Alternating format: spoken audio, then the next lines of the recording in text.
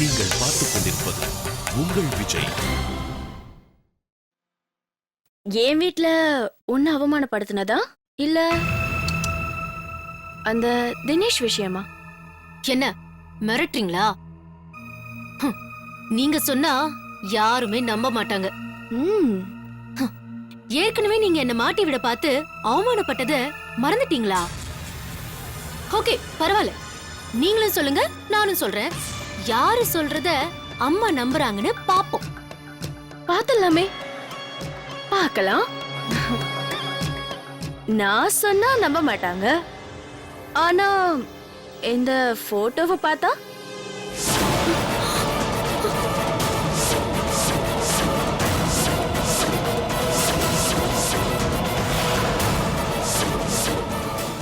இது போட்டோ உனக்கு எப்படி கிடைச்சது? போட்டோ கொடு. முயலை பிடிக்கிறதுக்கு கண்ணி வைப்பாங்க, இந்த முயலை பிடிக்கிறதுக்கு நான் வச்ச கண்ணி இது. ரொம்ப கஷ்டப்படுத்தவியோ நினைச்சேன், ஈஸியா வந்து மாட்டிக்கிட்ட. எப்படி? போன தடவை என்ன மாட்டி விட்டல்ல, அதுக்குதான் இந்த தடவை நீ தப்பிக்கவே முடியாத மாதிரி மாட்டி விட போறேன். இப்போதைக்கு நான் சொல்றதெல்லாம் நீ கேட்கறதுக்கு இந்த ஒரு போட்டோ போதும். ப்ளீஸ் ப்ளீஸ் அந்த போட்டோ கொடுத்துருங்க ப்ளீஸ். யாருக்கும் காட்டிடாதீங்க ப்ளீஸ். ஐயோ, யாராவது பார்த்துட்டாங்கன்னா பெரிய பிரச்சனை ஆயிடும். ஐயோ, அம்மா பார்த்துட்டாங்கன்னா என்ன கொன்னே போட்டுருவாங்க. ப்ளீஸ் ப்ளீஸ் தயவு செஞ்சு கொடுத்துருங்க. ஆஹா, ஐயோ, சரி, நீங்க என்ன சொன்னாலும் நான் கேக்குறேன். Once more please. நீங்க என்ன சொன்னாலும் கேக்குறேன். குட். இவ்ளோ சீக்கிரம் நீ என் வழிக்கு வருவேன்னு எனக்கு தெரியவே இல்லை. இப்ப நீ என்ன செய்யறனா, நான் சொல்றதெல்லாம் கேக்குற.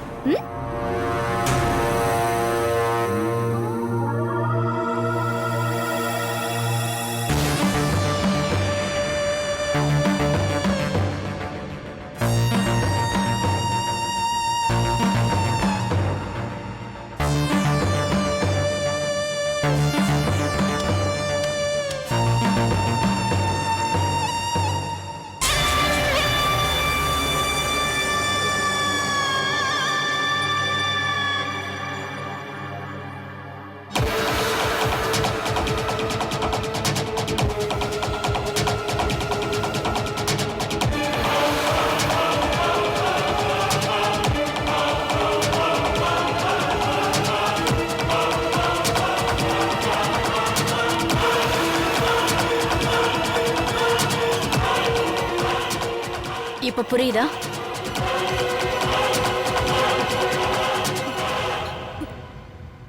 புரியுது. நீங்க சொல்ற மாதிரியே நான் நடந்துக்கிறேன். ஆனா ப்ளீஸ் இந்த போட்டோவை மட்டும் கொடுத்துருங்களேன். கொடுக்கறேன். முதல்ல நான் சொன்ன மாதிரி செய், அப்புறம் கொடுக்கறேன். கண்டிப்பா கொடுத்துருவியா? என்ன சொன்ன? கொடுத்துருவியாவா? நீ என்ன எப்படி கூப்பிடணும்னு சொல்லிருக்க? சாரி. போட்டோவை கொடுப்பீங்களா அண்ணி? அப்படி கூப்பிடணும்.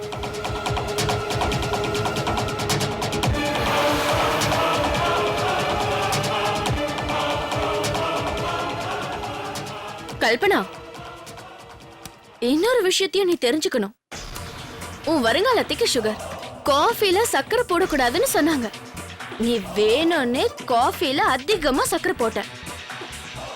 ஆனா அவங்க குடிக்கும் போது காஃபில சக்கரை இல்லாம இருந்துச்சு. அது எப்படி நடந்துச்சுன்னு உனக்கு குழப்பமா இருக்குதானே? நான் தான் பண்ணேன்.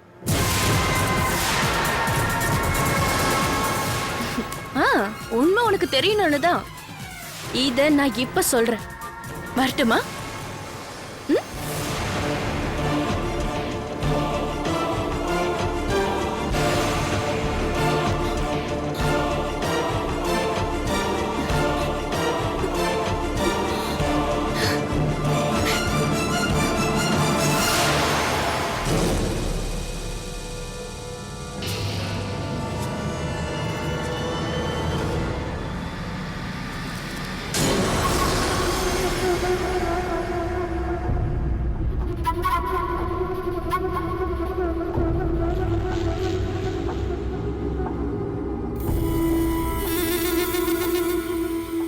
என்ன எல்லாரும் யோசிச்சுட்டு இருக்கீங்க? கல்பனா எல்லாத்தையும் அத்தை கிட்ட சொல்லிடுவான்னு யோசிக்கிறீங்களா? அவ சொல்ல மாட்டா.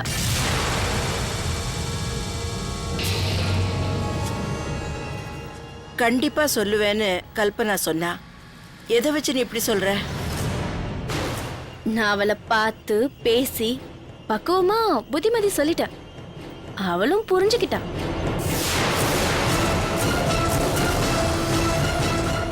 நீ சொன்னது அவ ஒத்துக்கிட்டாளா? என்னால நம்பவே முடியலையே. எப்படியோ சித்ராவுக்கு இந்த விஷயம் தெரியாம இருந்தா போதும்.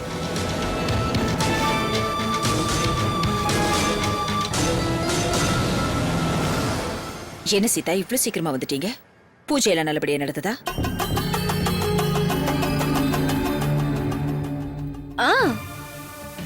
நல்லபடியா நடந்துச்சு அத்தை.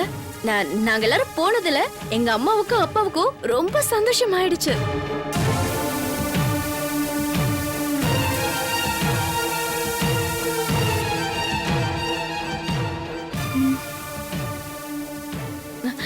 நீங்க உங்க மகனை அனுப்பி வச்சீங்கன்னு எங்க அம்மா உங்களை ரொம்ப புகழ்ந்து பேசினாங்க. இவ்ளோ பெரிய பொய்யா? அது மட்டும் இல்ல அத்தை, கல்பனாவிய கூட அனுப்பி வச்சதுல எங்க அம்மாவுக்கு சந்தோஷத்துல தலைகால் புரியல. நம்ம கல்பனாவுக்கும் எங்க வீட்டை பார்த்த உடனே ரொம்ப பிடிச்சு போச்சு. அத்தை வேணும்னா நீங்க கல்பனா கிட்ட கேட்டு பாருங்களேன். பூஜை நல்லபடியா நடந்துச்சா?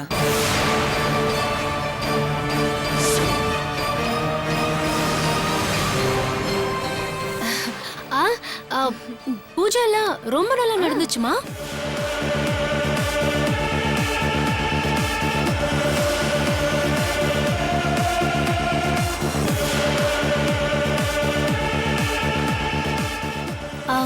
அவங்க வீடு எனக்கு ரொம்ப பிடிச்சிருந்ததுமா.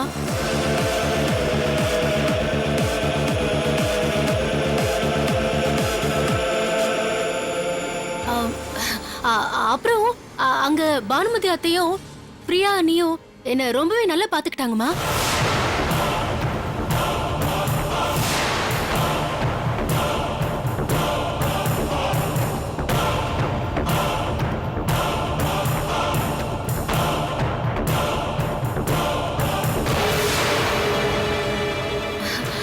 எனக்கு ரொம்ப சந்தோஷமா இருந்துச்சுமா.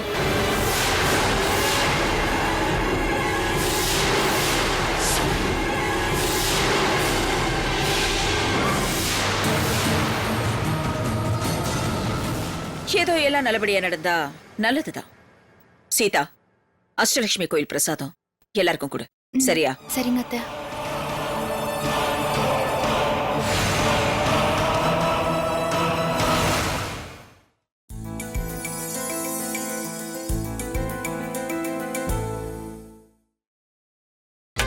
நீங்கள் பார்த்துக் கொண்டிருப்பது உங்கள் விஜய்.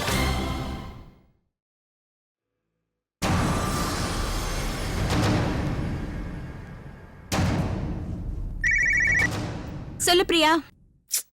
என்னம்மா நீ ஒரு தடவை போனை கட் பண்ண புரியாத உனக்கு? மறுபடியும் மறுபடியும் போன் பண்ணிட்டே இருக்க.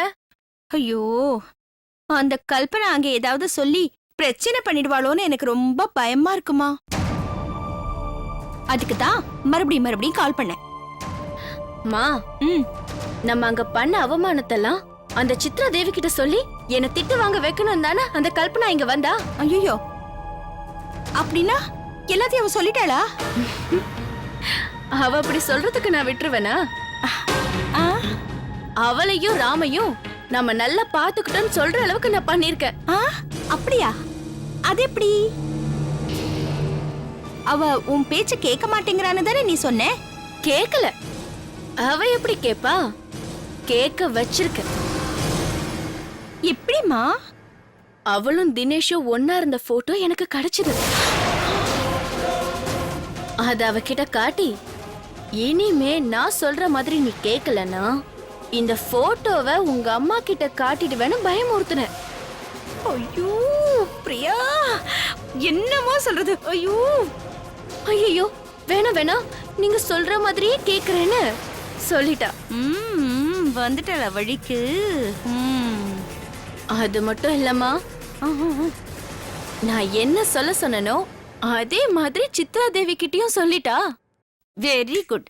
அந்த மாதிரி தான் செய்யணும். குட். அந்த சித்ரா தேவிக்கு ஷாக் ஆயிடுச்சு.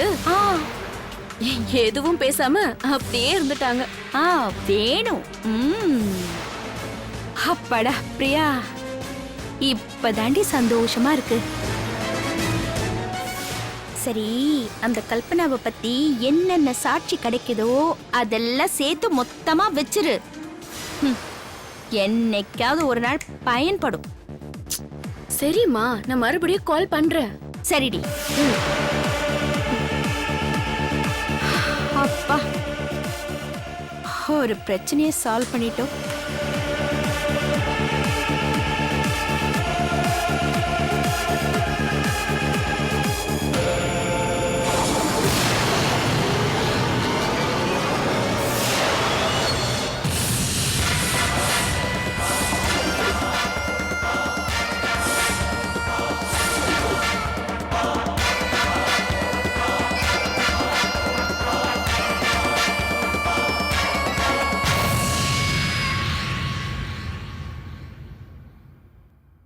ராம், பெசநகர் அஷ்டலட்சுமி கோயிலுக்கு போயிருந்த.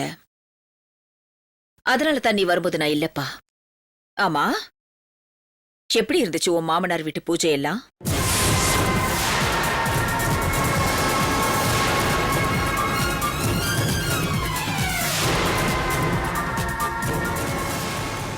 என்ன ஆச்சுன்னு சொன்னா உங்களுக்கு வருத்தமா இருக்கும், சொல்லலைன்னா எனக்கு கஷ்டமா இருக்கும்.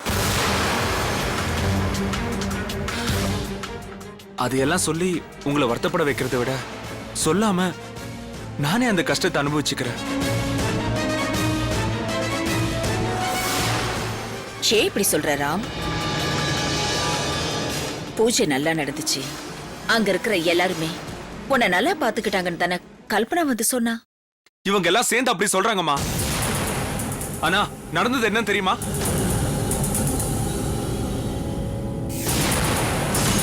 இந்த வீட்ல நம்ம பொண்ணு பிரியா தானே மூத்தவ. அதனால ரவியையும் பிரியாவும் வச்சுதானே முதல்ல ஆர்த்தி எடுக்கணும்.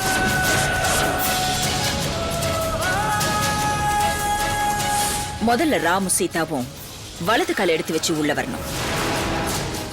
ஏன்னா ராம் தான் இந்த வீட்டோட மூத்த மகன்.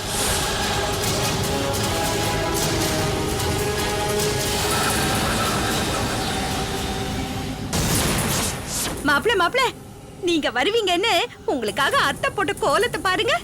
நல்லா இருக்கா? ரவி, பிரியா.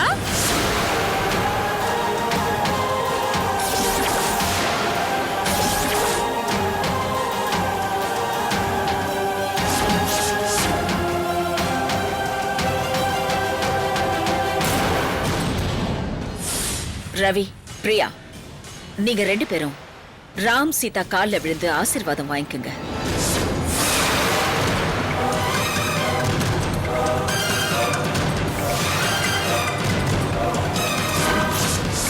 ஐயோ, பாத்து பாத்து பாத்து.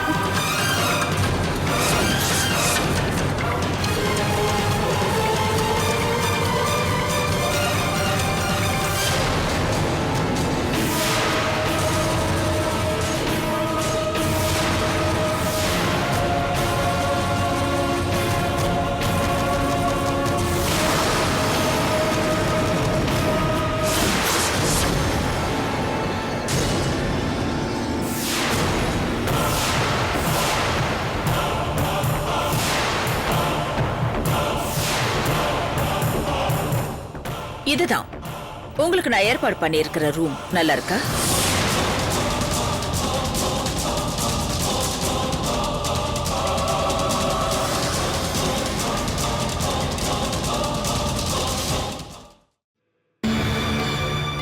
இப்ப சொல்லுங்கம்மா, இதெல்லாம் அனுபவிக்கிறதுக்கு நான் அங்க போனேன்?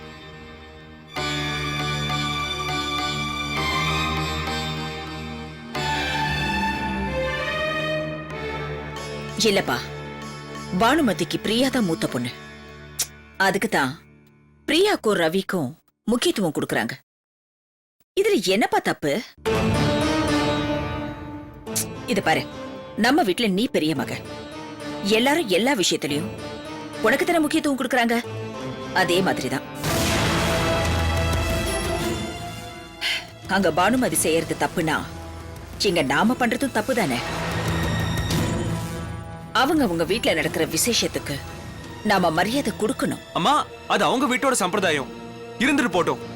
ஆனா மனசுல ஏதோ வச்சுக்கிட்டு வேணும்னு பண்ணா மனசு கஷ்டப்படாதா? சீதா கூட இதெல்லாம் பாத்துக்கிட்டு சும்மா தான் இருந்தா. அது மட்டும் இல்லம்மா, இந்த வீட்ல இந்த மாதிரி தான் நடக்கும்னு எனக்கே அட்வைஸ் பண்றா. அம்மா, நான் தெரியாம தான் கேக்குறேன். இவளுக்காக தானே நீங்க என்ன அங்க அனுப்புனீங்க. அப்போ நல்லபடியா மரியாதையா நடத்திருக்கலாம்ல. ச்சே, எனக்கு தெரியுமா, இங்க சீதாவை நல்லபடியா கவனிக்கலன்னு தான் அங்க கூட்டிட்டு போய் என்ன பழி வாங்கிட்டா. இதெல்லாம் அவ பிளான் தாம்மா. நிறுத்தலாம். சீதா நீ நினைக்கிற மாதிரி பொண்ணு இல்ல. அவ உனக்கு மட்டும் இல்ல, யாருக்கும் வலிக்கிற மாதிரியும் அவமானப்படுத்துற மாதிரியும் நடந்துக்கவே மாட்டா. ஒருவேளை உனக்கு அங்க அவமானம் நடந்துருச்சுன்னா அதுக்கு காரணம் கண்டிப்பா சீதா இல்ல, பிரியாவும் அவங்க அம்மாவும் தான். எனக்கு தெரியுமா, நீங்க எப்பவுமே சீதா தப்பு செஞ்சிருக்கான்னு ஒத்துக்க மாட்டீங்க. அதுக்காக தான் எது சொன்னாலும் பிரயோஜனம் இல்லைன்னு நான் சும்மா இருந்தேன். ராம், சும்மா சும்மா யார் மேலேயும் தப்பு சொல்லாத. நான் என்ன யோசனை பண்ணாலும் அதுக்கு ஒரு அர்த்தம் இருக்கு. இப்போ உனக்கு ஒரு அவமானம்னா அது எனக்கும் நடந்த மாதிரி தான்ப்பா. இதுக்கு மேல இந்த மாதிரி எதுவும் நடக்காம நான் பாத்துக்கிறேன். சரி, மனசுல இருக்கிற எல்லாத்தையும் தூக்கி எறிஞ்சிட்டு நிம்மதியா ரெஸ்ட் எடுத்துக்க. என்ன?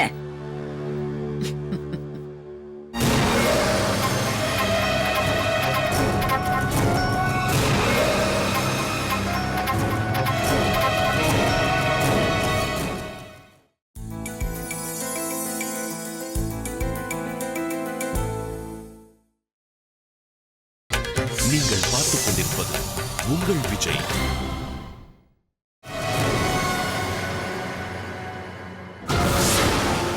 கல்பனா,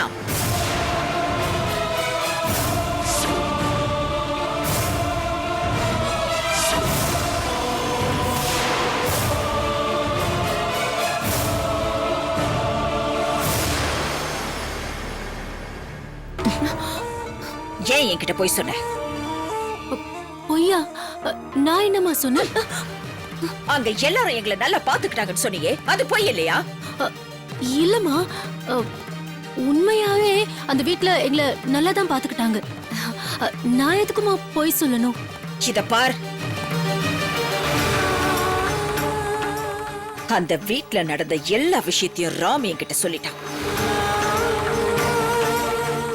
அப்படின்னா ராம் சொல்றது பொய்யா? சொல்லுன்னு சொல்ற. அதுவும் இல்லாம சீதாவை விட அவங்க அம்மாவும் பிரியாவும் நல்லா பாத்துக்கிட்டாங்கன்னு சொன்னல, அந்த மாதிரி சொல்றதுக்கு அவசியம் என்ன?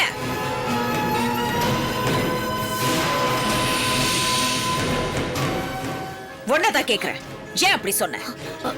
அம்மா, தயவு செஞ்சு என்ன மன்னிச்சுடுங்கம்மா.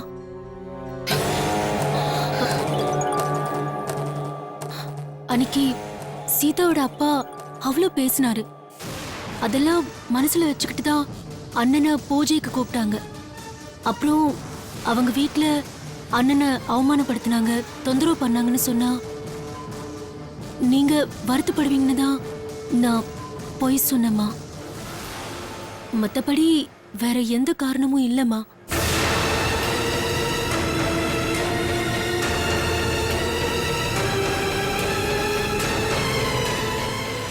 நான் வருத்தப்படுவேன்னு உங்களுக்கு நடந்த அவமானத்தை எல்லாம் சகிச்சுக்கிட்டீங்களா?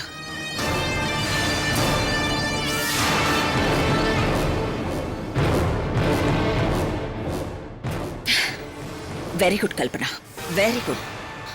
சின்ன பொண்ணு, வாழ்க்கையோட அனுபவம் தெரியாதே.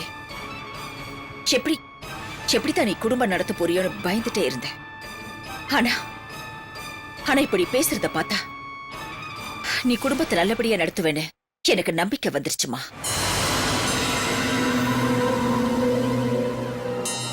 கல்பனா, எனக்கு ரொம்ப சந்தோஷமாவும் இருக்கு, பெருமையாவும் இருக்கு. நான் என் மருமக கிட்ட என்ன குணத்தை எதிர்பார்த்தனோ அந்த குணத்தை இன்னைக்கு நான் உன்கிட்ட பாக்குறேம்மா. இந்த குணம்தான் நீ போற வீட்டுல அந்த வீட்டோட கௌரவத்தையும் மானத்தையும் காப்பாத்துமா. ஆமாமா, அதான் எனக்கு மரியாதையா இருக்குமா. I am so proud of you.